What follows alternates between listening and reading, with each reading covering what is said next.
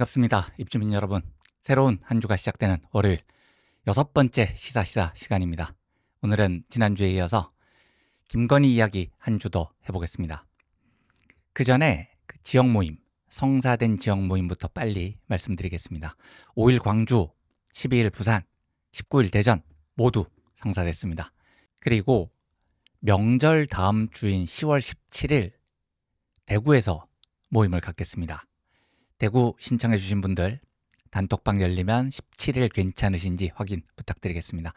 대구 모임이 성사돼서 얼마나 기쁜지 모릅니다. 진심으로 감사드립니다. 그리고 그 다음 주인 10월 24일 청주에서 모임을 갖겠습니다. 에밀님 많이 도와주셔야 합니다. 그리고 10월 31일 전부 다 금요일입니다. 충주에서 모임 갖겠습니다. 그 다음 주인 11월 7일 세종 모임 갖겠습니다. 이까지가 지방 모임이 확정된 곳들입니다. 제가 수도권보다 지방에서 먼저 모임을 하는 이유는 국토균형 발전.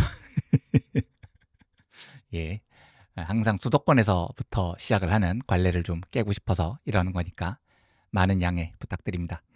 11월 둘째 주부터 수도권 모임을 가질 텐데 아마 인천부터 시작을 할 것 같습니다. 이건 시간이 좀 있어서 10월 되면 차차 말씀드리겠습니다. 그리고 오늘 오후쯤에 광주 단톡방을 처음으로 열겠습니다. 아마 일하시는 중이라 바쁘실 텐데 답을 바로바로 안 하셔도 되고요. 편하신 시간에 함께 단톡방에서 인사드리고 시간, 장소 함께 상의드리겠습니다. 다만 한 가지 부탁드리고 싶은 것이 나 광주 신청했는데 단톡방에 안 불러줬다. 이건 순전히 제가 많은 신청자분들을 정리하다가 실수한 겁니다. 저를 너무 미워하지 마시고 제 실수를 용서해 주시고 메일로 한 번만 더 나 광주 연락처 보냈는데 왜 나를 빼 이 새끼야 한번 욕해 주시고 다시 연락처 주시면 단톡방으로 바로 모시겠습니다. 부산 단톡방은 다음 주, 대전 단톡방은 그 다음 주에 열겠습니다. 그리고 여기서 말씀을 못 드린 지역은 아직 모임이 성사가 안 됐습니다. 제가 조금 더 기다려보고 특히 원주, 춘천, 속초, 의외로 서울 신도림 안 됐습니다. 전북 다 조금만 더 기다려보겠습니다. 정 모임이 성사가 안 되면 그냥 제가 개인적으로 한번 찾아뵙겠습니다. 모두 진심으로 감사드립니다. 그리고 14일에서 16일 목금토 후원해 주신 분들께 마음을 다한 감사 인사 올리겠습니다. 먼저 14일 후원자분들이십니다. 하모니 응원가님, 하별경 응원보탬님, 박별정님, 이별미님, 공동체 응원지진님, 군산에서 노동조합 활동하시는 것으로 아는데 명별님 감사합니다. 심소장님, 유별숙님, 잭슨배님 모두 진심으로 감사드립니다. 그리고 15일 후원자분들이십니다. 지나가는 바람님, 샹그릴라의 그녀님, 최별빈님, 파주고향 일산 모임에 나와주실 것으로 믿는 수학엄마님, 원별임님, 광복축하 이별연님, 대전 신청해 주신 분이시죠? 부동반으로 오신다는 감사드립니다. 빨갱이님, 부산 모임 참석하시는 것으로 알고 있는데 맞으시죠? 예, 그냥 빨갱이라고 부르기로 저하고 합의가 됐습니다. 감사합니다. 하별아님, 이별곤님, 참지식인 참언론인 고맙님, 과분한 말씀이십니다. 감사합니다. 배별우님, 역시 부산 모임 참석해 주실 것으로 생각되는 이별호님, 이젠 서로 연락을 많이 해서 친구처럼 여겨지는 이별우님, 오별성님, 진리를 등불 삼아님, 파주고향 일산 모임 참석 기다리고 있겠습니다. 송별연님, 그리고 아지달마님 모두 진심으로 감사드립니다.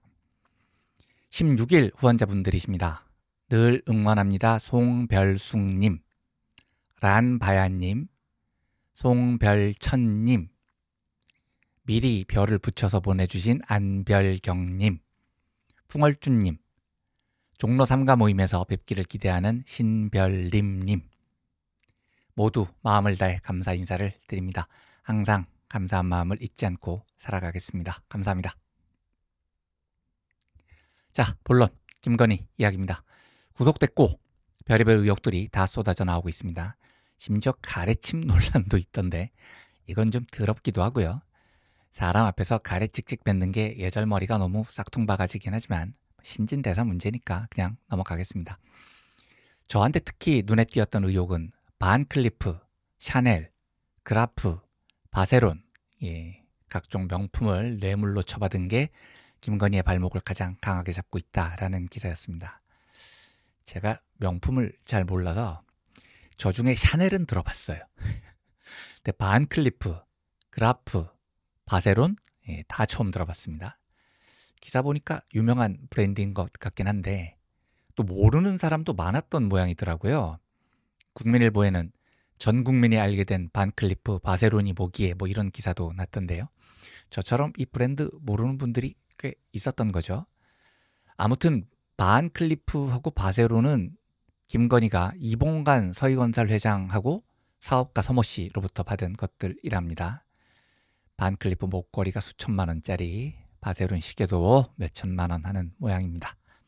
제가 일단 명품에 아예 관심이 없어서 명품 세계가 주는 만족도를 설명은 못 드리겠습니다만 경제학적으로 보면 이렇습니다.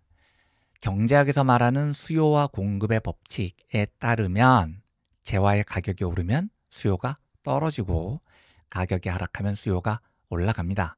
말이 어려운데 비싸면 안 사는 거고 싸면 많이 산다 뭐 이런 뜻입니다. 그런데 경제학이 자랑하는 이 위대한 법칙이 적용이 안 되는 상품이 있습니다. 가격이 오르면 수요가 떨어지는 게 아니고 오히려 수요가 많아집니다. 비쌀수록 잘 팔린다는 이야기죠. 대부분 명품들이 여기에 속합니다. 경제학 수요 공급 원칙에 위배되는 이런 재화를 경제학에서는 지위재라고 부릅니다. 한자로 지위가 진짜 지위, 그러니까 내 사회적 지위, 위치를 뜻합니다. 영어로도 포지셔널 굿즈, 즉 내 사회적 포지션, 지위를 보여주기 위한 상품이라는 뜻이죠. 내 지위를 과시하고 싶은 상품이기 때문에 싸면 안 팔립니다. 비싼 걸 착용해야 내 사회적 지위가 올라갈 것 아니겠습니까? 이런 상품들은 가격과 기능이 절대 일치하지 않습니다. 시계가 시계고 가방이 가방이지 가방이 막 트랜스포머로 변신하고 그런 기능 없잖아요. 기능은 똑같이 시간 알려주고 뭐 소지품 집어넣는 건데 여기에 명품 브랜드가 붙으면 기능에 비해서 매우 과도한 가격이 형성이 됩니다. 일례로 에르메스, 루이비통 이런 브랜드 아시죠? 이런 유명 명품 브랜드들은 제품이 안 팔리잖아요. 그럼 그냥 남은 재고를 태워버립니다. 기사들 보이시죠? 윗기사는 MBC 뉴스데스크 기사인데 루이비통과 에르메스 이야기입니다. 가격 올리고 안 팔리면 태운다. 아래 기사는 조선일보 기사인데 이건 에르메스 이야기입니다. 1년에 2번 남은 거 태운다. 보통 우리 상식에 안 팔리면 싸게라도 팔아서 재고떨이를 하는 건데 그냥 태워요. 싸게 팔면 지위제로서 명성이 떨어지는 겁니다. 이런 제품들은 기능 때문에 팔리는 게 아니고 소비자의 지위를 보장해주는 목적이기 때문에 이런 비효율적인 일이 벌어집니다. 그러면 명품 같은 지위제가 왜 생겼을까요? 명품 브랜드 역사를 살펴보면 대충 그 맥락이 보입니다. 에르메스 1837년에 런칭했습니다. 루이비통 1852년에 런칭했습니다. 까르띠에 1853년 런칭했습니다. 버버리 1856년 런칭했습니다. 불가리 1884년 런칭했습니다. 이거 요구르트 아닙니다. 명품 브랜드입니다. 불가리스하고 다른 거예요. 샤넬 1909년 런칭했습니다. 구찌 1921년 런칭한 브랜드입니다. 페라가모 1927년 런칭했습니다. 크리스티앙 디올 1946년 런칭했습니다. 입생로랑 1961년 런칭했습니다. 베르사체 1978년 런칭했습니다. 어떤 느낌이 드십니까? 역사가 의외로 오래 안 됐습니다. 역사가 꽤 길다는 에르메스도 1837년이니까 200년이 안 됐어요. 베르사체 같은 건 제가 태어난 다음에 탄생한 브랜드더라고요. 그러니까 우리가 얼핏 생각하기에는 명품이면 수백 년 역사를 가지고 그럴 것 같잖아요. 아닙니다. 공통점은 전부 자본주의 이후에 탄생한 브랜드들입니다. 길어봐야 200년도 안 되고요. 짧은 건 역사가 몇십 년 되지도 않았습니다. 이 말은 지위제로서 명품의 역사는 현대 자본주의와 함께 시작됐다는 겁니다. 자, 이제 더 궁금해지죠? 그러면 왜 중세 유럽에서는 명품이 없었을까요? 명품의 기능이 그걸 걸친 사람의 지위를 돋보이게 하는 건데 중세 때에는 그런 제품이 안 필요했던 겁니다. 그냥 길 가다 보면 저 사람은 귀족이고 저 사람은 농민인 겁니다. 신분 자체가 그렇게 구분이 돼 있었어요. 조선시대도 마찬가지입니다. 길 가다가 도포자락 입고 다니면 양반입니다. 뭐 아무 옷이나 입고 다니면 양인이죠. 아예 법적으로 신분이 구분돼 있으니까 나 귀족인데, 나 귀족인 걸 알아줬으면 좋겠는데 이런 지위제를 두를 필요가 없었다는 겁니다. 그런데 1789년 프랑스 대혁명이 일어나고 자본주의가 발전하고 천부인권 사상에 의해서 형식적으로나마 투표권이 확대됩니다. 누구나 인간이면 평등한 정치적 권리를 갖는다. 이게 상식이 된 거죠. 자, 이런 세상에서 귀족들, 자본가들, 부자들이 보기에 뭐가 제일 불만이었을 것 같습니까? 내가 귀족인데, 내가 돈이 많은데, 내가 난데 평민 새끼들하고 구분이 안 되네? 뭐 이런 역 같은 경우가 다 있어. 내가 저들과 다르다는 걸 증명해야겠는데 이게 안 되는 겁니다. 이게 불만인 거죠. 그럼 어떻게 증명을 할 수 있습니까? 민중들은 가방 하나에 1,000만 원짜리 못 사거든요. 살 이유도 없고요. 그런데 귀족들은 우리는 된다 이겁니다. 가방에 구찌, 에르메스 붙여놓으면 수천만 원이에요. 이 마크가, 이 지위제가 정치적으로 신분이 사라진 이 세상에서 나의 귀족적인 신분을, 내가 민중들보다 높은 지위에 있다는 사실을 보여주는 상징 역할을 하는 겁니다. 기능은 상관없다니까요. 그래서 명품 브랜드가 전부 자본주의가 확산되고 형식적 민주주의가 확고해진 이후에 생긴 겁니다. 사정이 이러니까 진짜 웃긴 일이 가끔 벌어집니다. 2006년에 빈센트 앤 코라는 시계 브랜드 사건이 우리나라에서 벌어졌습니다. 예, 딱 봐도 좀 있어 보이나요? 이 브랜드가 우리나라에서 이렇게 홍보를 합니다. 빈센트 앤 코는 100년 동안 오로지 유럽 왕실 사람들에게만 공급된 스위스 시계다. 이런 홍보였습니다. 솔깃하잖아요. 지위제라는 게 남들과 다른 나를 과시하고 싶은 게 목적인데요. 그러면 유럽 왕실 사람들에게만 공급된 시계, 야, 이거 차면 내가 완전히 달라 보이지, 이런 생각이 드는 겁니다. 그래서 부자들하고 유명 연예인들도 이거 많이 샀습니다. 지금은 아마 이분들한테는 약간 이불킥 장면인데 빈센트 앤 코가 2006년 6월 청담동 한 라운지바에서 론칭 행사를 열었거든요. 론칭 행사에만 1억 원이 넘게 들었다고 하더라고요. 근데 여기에 류승범, 이정재, 엄정화 이런 분들이 참여를 했고 전지현, 엄정화, 류승범, 최지우, 이정재 이런 유명 인사들이 시계를 협찬받거나 직접 구입했다고 알려졌습니다. 그런데 이게 사기였다는 거죠. 유럽 왕실 근처에도 가본 적이 없는 시계인 건 뭐 당연하고요. 그래도 최소한 시계가 만들어진 곳이 유럽이기는 했어야 될 거잖아요. 예, 그런데 시계가 만들어진 장소가 경기도 시흥시였답니다. 이 브랜드 시계 중에 580만 원짜리가 있었는데 원가가 6만 원, 부품은 중국산. 제일 비싼 시계가 다이아몬드가 박힌 9,750만 원짜리였는데 이 시계 원가도 고작 300만 원이었답니다. 그 누구도 이 시계의 품질을 보고 구매한 게 아니라는 뜻이죠. 유럽 왕실 멤버, 중세 때에나 가능했던 귀족의 위치, 이 지위를 돈으로 주고 산 겁니다. 물론 잘못 샀지만요. 여담입니다만 다이아몬드도 좀 그렇습니다. 다이아몬드가 사실 제가 이제 보석에 조예가 없어서 뭐 무식한 소리 하는 걸 수도 있는데 좀 단단한 돌멩이잖아요. 막 반짝반짝 빛나긴 한데 그냥 단단한 물론 이제 그냥 단단한 돌멩이라고 하기에는 무척 단단한 돌멩이긴 하죠. 그런데 어쨌든 다이아몬드는 천연탄소가 정사면체 구조로 배열된 결정, 돌멩이에 가까운 겁니다. 천연 다이아몬드가 있고 인조 다이아몬드가 있습니다. 인조 다이아몬드는 말 그대로 인조로 만든 건데 천연 다이아몬드하고 차이가 거의 없어요.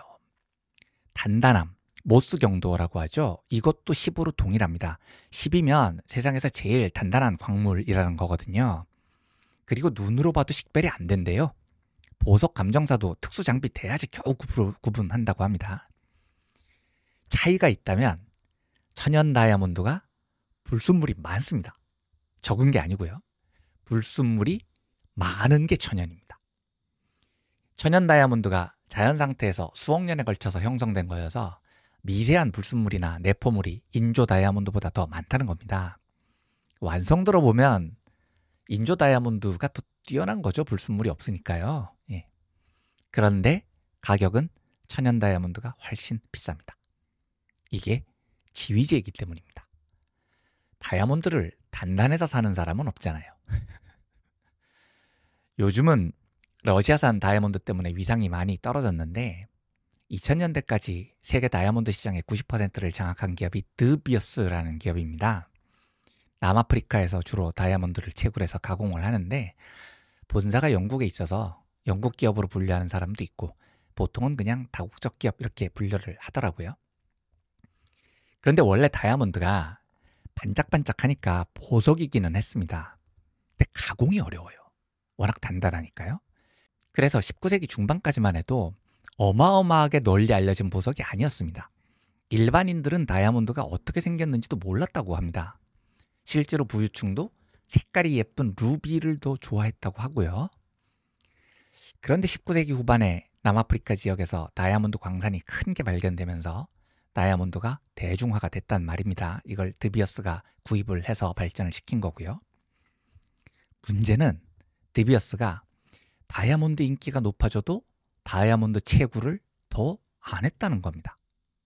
가격도 절대 안 떨어뜨립니다. 상황에 따라서 다이아몬드 수요가 낮아질 수도 있고 높아질 수도 있는 거잖아요. 그런데 다이아몬드 수요가 낮아지면 가격을 안 내립니다. 수요가 높아져도 생산을 안 늘려요. 주류 경제학이 이야기하는 수요 공급 곡선을 아예 무시해버린 거죠. 그러니까 실제 드비어스 실적이 나빠진 해가 꽤 됩니다. 안 팔리면 싸게라도 팔아야 되는데 가격을 안 내리고 그냥 버팁니다. 기업 실적이 당연히 나빠지죠.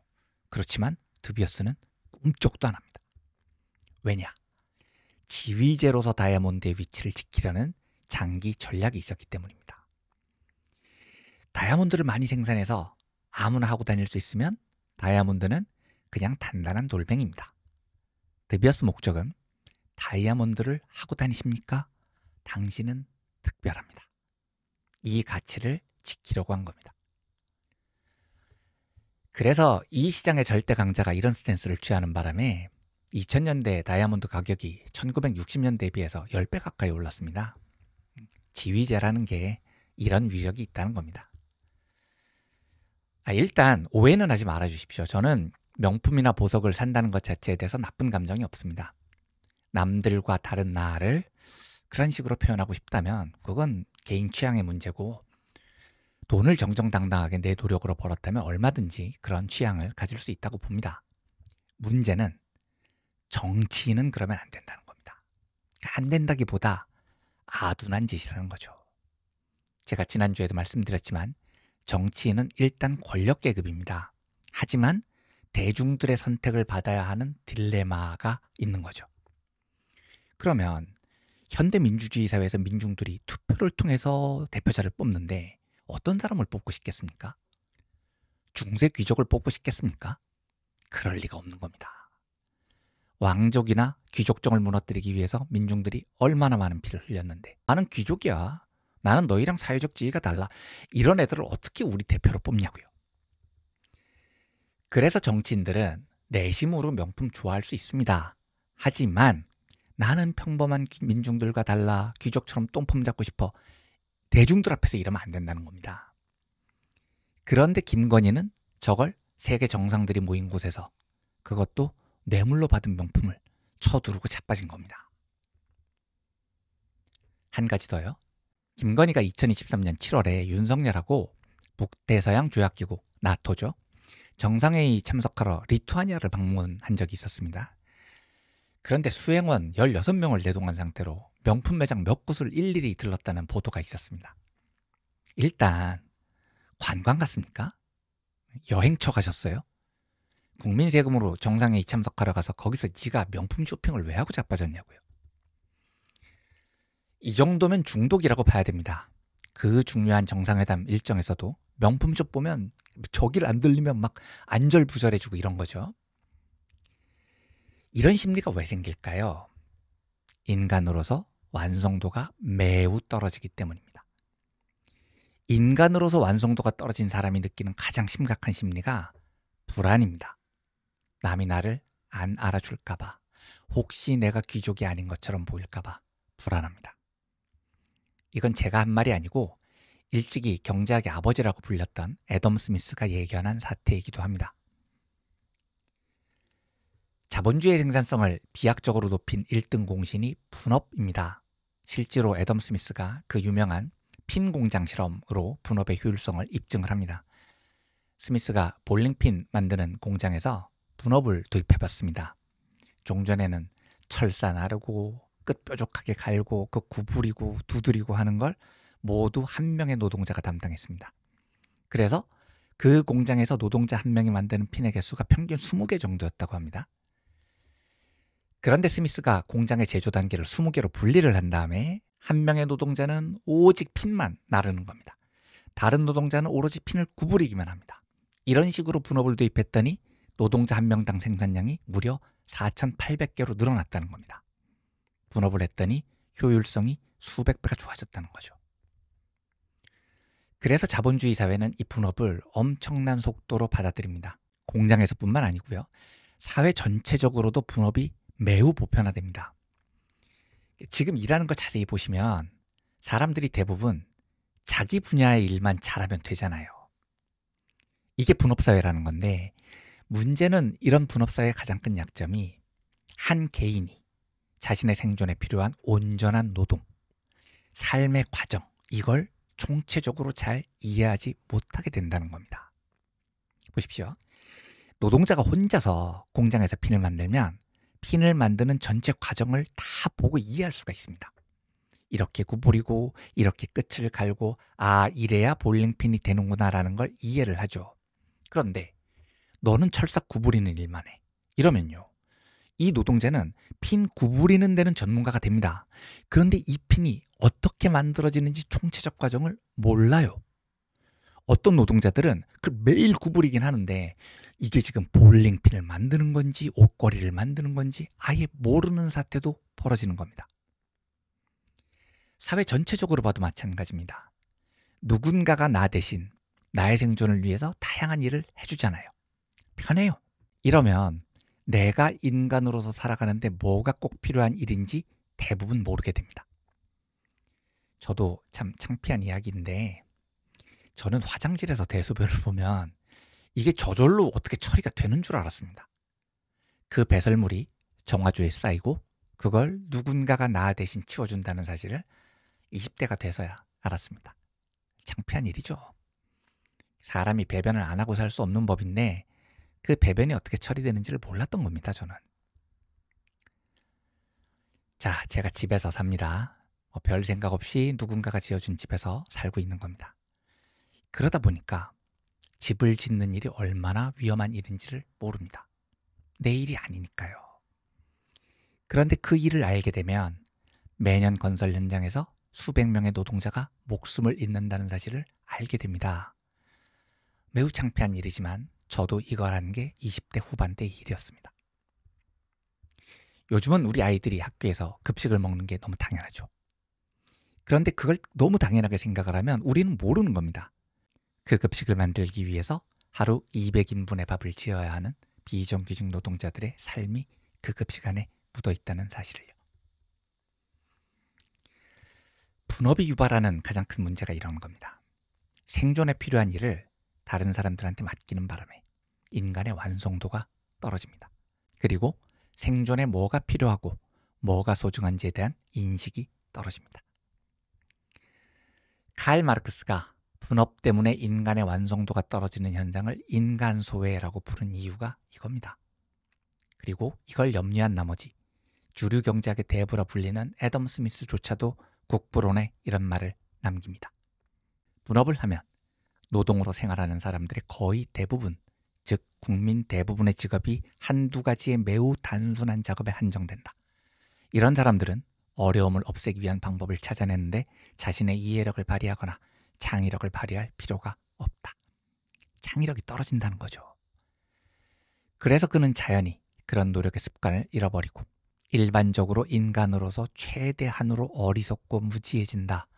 정신의 활력을 잃음으로써 그는 어떤 이성적인 대화를 즐길 수도 거기에 참여할 수도 없을 뿐 아니라 너그러움, 고귀함 또는 부드러운 감정도 가질 수 없고 그로 인해 사생활의 일반적인 의무에 대해서도 대부분 아무것도 정당한 판단을 내릴 수 없게 된다. 자기 나라의 중대하고 광범한 이해에 대해 그는 전혀 판단을 내릴 수가 없으며 자신이 그렇게 되지 않도록 하기 위해 매우 특별한 노력이 이루어지지 않는 한 그는 전쟁이 일어나도 자신의 나라를 방해할 수조차 없다. 몸의 활력조차 부패시켜 지금까지 교육받은 일 외에는 어떤 일에도 정신적으로 참을성 있게 자신의 체력을 사용할 수 없게 만들어버린다. 이것이 바로 정부가 그것을 방지하기 위해 어느 정도 노력하지 않는 한 개량되고 문명한 모든 사회에서 노동 빈민, 즉 국민의 대부분이 필연적으로 빠지게 되는 상태이다. 인간의 총체성을 잃는 것이 이렇게 위험하다는 겁니다. 이러면 어떤 일이 벌어질까요? 평소처럼 살면 모르는데 비상사태가 오면 불안해집니다. 할 줄 아는 게 없거든요. 예전에 홍준표가 난 한 번도 부엌에 들어간 적이 없다 뭐 이렇게 큰 소리를 뻥뻥 친 적이 있었는데 미친놈입니다. 인간으로서 총체성이 그렇게 바닥인 게 자랑이에요? 그러니까 홍준표 같은 인간은 밥 해주고 빨래 해주는 반려자분과 헤어지잖아요. 불안해서 죽는 겁니다. 밥을 해본 적이 없잖아요. 변기가 막혀도 어떻게 뚫는지를 몰라요. 빨래가 쌓여도 세탁기에 어떤 버튼을 눌러야 하는지도 모르는 게 자랑이 아니라고요. 김건희의 불안도 이런 맥락입니다. 지 손으로 뭘 해본 적이 없잖아요. 잘 나가는 검사 반려자였고 잘 나가는 검찰총장 반려자였고 대통령 영부인이었고 우쭐해지죠. 그런데 마음 한구석에서는 알고 있는 겁니다. 지가 얼마나 쥐뿔도 없는지를요. 멤버 유지라고 논문을 쓰는 주제에 아는 게 뭐가 있었겠습니까? 인간의 총체성은 바닥 수준까지 떨어져 있는데 항상 대접받던 자리에 올랐단 말이죠. 불안해집니다. 인정 못 받을까 봐요. 그러니까 그 불안을 끝없이 지위제, 명품으로 둘러서 나는 남들과 달라. 나는 높은 지위의 사람이야. 이걸 과시해야 되는 겁니다. 저 병이요. 쉽게 못 고칩니다. 쉽게 고칠 병이면 나토 정상회담에 국민 세금으로 참여를 해서 명품샵을 몇 곳이나 들렀겠습니까? 수행원을 16명이나 대동하고요. 뭐 나 명품 쇼핑에 광고 찍습니까? 마지막으로 하나만 더 이야기를 드리겠습니다. 2005년부터 2021년까지 무려 16년 동안 독일의 총리를 지낸 앙겔라 메르켈 총리 이야기입니다. 4년 연속 포브스에서 선정한 세계에서 가장 영향력 있는 여성 1위에 올랐습니다. 2015년에는 타임지가 선정한 올해의 인물이기도 했습니다. 독일 기독교민주연합 기민당 소속이니까 엄밀히 말하면 보수죠. 네. 저하고는 이상이 완전히 같지 않은 정치인입니다. 물론 메르켈의 기민당이 상당히 왼쪽으로 오기는 했습니다. 그래서 보수라고 말하기가 색채가 조금 애매한 실용주의 중도 정당이 되기는 했습니다만 어쨌든 그런 실용적이고 유연한 모습으로 메르켈은 독일 민중들에게 많은 사랑을 받았습니다. 그러니까 16년 동안 총리가 됐겠죠. 메르켈의 정치 성향을 이야기하려는 건 아니고요. 메르켈에 대한 세간의 모든 평가는 검소하고 겸손하다는 겁니다. 심지어 메르켈 어머니가 그렇게 검소하셨대요. 또 어머니는 진보정당인 3인당 당원이었다네요. 메르켈 안 뽑았답니다. 그러면서도 항상 인간적이고 검소하게 사는 것을 메르켈에게 가르쳤다고 합니다. 사이가 매우 좋은 모녀였다고 알려져 있습니다. 어머니는 2019년에 돌아가신 것으로 알고 있고요. 그런데 이런 일화들이 있습니다. 메르켈이 항상 같은 옷만 입고 다녔다는 거죠. 그래서 기자가 왜 항상 같은 옷만 입고 다니시냐고, 다른 옷 없으시냐고 이렇게 물었대요. 이때 메르켈의 대답은 나는 모델이 아니라 공무원입니다 였습니다. 그리고 제가 성향은 다르지만 메르켈이라는 정치인을 인간적으로 매우 멋지다고 생각한 대목이 있었습니다. 기자가 집을 청소하고 음식을 만들어주는 가사 도우미가 있습니까? 라고 물었습니다. 이때 메르켈 대답은 아니요, 없어요 였습니다. 그래서 그럼 빨래는 누가 하나요? 라는 질문이 나왔습니다. 나랑 남편이 하는데요? 남편이 주로 세탁기 돌리고 내가 옷을 개죠. 저는 이 순간에 메르켈이라는 사람의 총체적인 인간적인 완성도가 매우 높구나. 민중들의 삶을 총체적으로 이해하는 정치인이구나. 멋지다. 라는 생각이 들었습니다. 그래서 이런 평가까지 나옵니다. 원래 사치를 하지 않는 분이라 뇌물로 매수할 수 없는 사람입니다. 예. 명품만 주면 넙죽넙죽 받아 처먹는 도란증 환자 김건희와 비교를 해보십시오. 슬프지 않습니까? 버락 오바마가 메르켈을 보고 현명한 실용주의를 선보이고 윤리의 나침판을 내려놓지 않는 사람이라고 평가를 한 적이 있습니다. 정치인으로서 받을 수 있는 최고의 극찬이라고 저는 생각합니다. 윤리의 나침판을 내려놓지 않는 정치인. 가슴에 찡 하고 박힙니다. 김건희와 비교돼서 더욱 그렇습니다. 김건희가 환장했던 명품, 지휘제는 자기가 민중들과 다른 그 무엇이라는 것을 과시하기 위한 아둔한 정치인의 멍청한 질병 같은 겁니다. 저는 현명한 사람은 루이비통을 어깨에 걸치지 않아도 처음 들어본 반클리프? 그런 걸 목에 걸지 않아도 그 자체로 빛이 난다고 생각하는 사람입니다. 우리의 지도자는 명품으로 자신의 지위를 과시하면서 민중과 다르다는 것을 똥폼으로 잡는 그런 인간이 아니고요. 민중들의 삶을 총체적으로 이해할 수 있는 지도자이기를 진심으로 바랍니다. 민중과 가깝기 때문에 민중들과 다르지 않으려고 노력하기, 그래서 현명한, 그래서 그 자체로 빛이 나는 실용적이면서도 윤리의 나침판을 내려놓지 않는 지도자이기를 바랍니다. 윤석열, 김건희, 다시는 이 땅의 역사에 등장하지 말아야 할 이자들이 부디 1초도 깎아주지 않은 형벌을 그대로 다 받고 역사 속에서 사라지기를 기원합니다. 수요일 독서 시간에 다시 찾아뵙겠습니다. 민중들의 축복이 가득한 새로운 한 주 맞으시기를 소망합니다. 마치겠습니다. 감사합니다.